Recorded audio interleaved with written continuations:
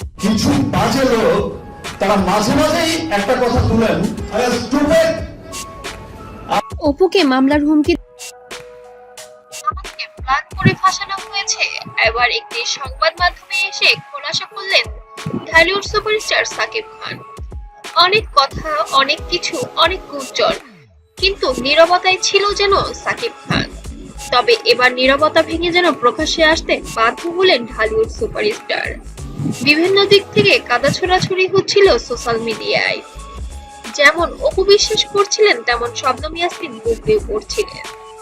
তবে সাকিব খানের নিয়ত আসলে কি ছিল সেটা সম্পূর্ণই সাকিবের মধ্যেই লুকায়িত ছিল, সেটা প্রকাশ্যে ছিল না কখনোই।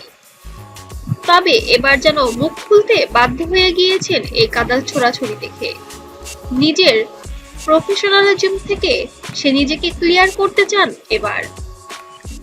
দেশ টিভির একটি সংবাদ মাধ্যমে ইনভাইট করা হয়েছিল তাকে।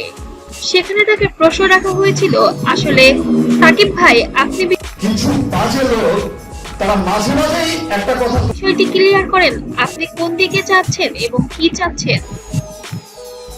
সাকিব খান এক বাক্যে বলে, আমি কাউকে ক্লিয়ার করতে চাই না। আমি আমার পরিবারকে যতটুকু সময় দেওয়ার প্রয়োজন মনে করি আমি অতটুকুই দিব। এতে কে কি ভাবলো, কে কি করলো এটা আমার দেখার বিষয় না। দুইটা সন্তান আমার, দুই সন্তানের জন্য যেটা মঙ্গল আমি সবসময় সেটাই করব। কে কি বললো, কে কি ভাবলো, কে কষ্ট পেলো, কে পেলো না, এটা দেখার আপাতত আমার সময় নেই।